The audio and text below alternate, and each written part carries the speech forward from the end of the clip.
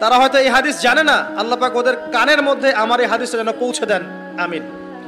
নবী সাল্লাল্লাহু আলাইহি ওয়াসাল্লাম বলেছেন, আমি মেরাজের রাতে যখন গিয়েছি তখন এক শ্রেণীর মানুষকে দেখেছি, ওদেরকে শাস্তি দেয়া হচ্ছে। কি শাস্তি?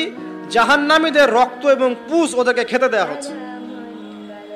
জিবরাইল আলাইহিস সালামকে জিজ্ঞাসা করা হলো যে এরা কারা? তিনি বললেন, এরা আপনার উম্মতের সেই সব ব্যক্তি যারা মাদকদ্রব্য সেবন করত। আল্লাহ রাব্বুল আলামিন তার হাবিবের মাধ্যমে জানিয়েছেন, যখন কোনো মুসলিম মাদক সেবন করে বা কোনো ব্যক্তি মাদক সেবন করে তখন 40 দিন তার নামাজ কবুল হয় না। এরপর যদি সে তওবা করে তাহলে আল্লাহ পাক তার তওবা কবুল করবেন ইনশাআল্লাহ। যদি সে আবারও মাদক খায় তওবা করার পর, আবার 40 দিন তার নামাজ কবুল হবে না। যদি সে আবার তওবা করে আল্লাহ পাক আবার তাকে মাফ করে দিবেন। যদি সে আবারও মাদক খায় আবার 40 দিন তার নামাজ কবুল হবে না।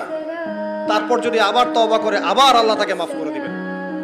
এরপরেও যদি সে আবার মাদক দ্রব্য সেবন করে, নবী সাল্লাল্লাহু আলাইহি ওয়াসাল্লাম বলছেন তাকে আল্লাহ রাব্বুল আলামিন পরকালে মৃত্যুর পরে তিনাতুল খাবাল পান করাবেন। তিনাতুল খাবাল। জিজ্ঞাসা করা হল, ইয়া রাসূলুল্লাহ, তিনাতুল খাবাল কি জিনিস?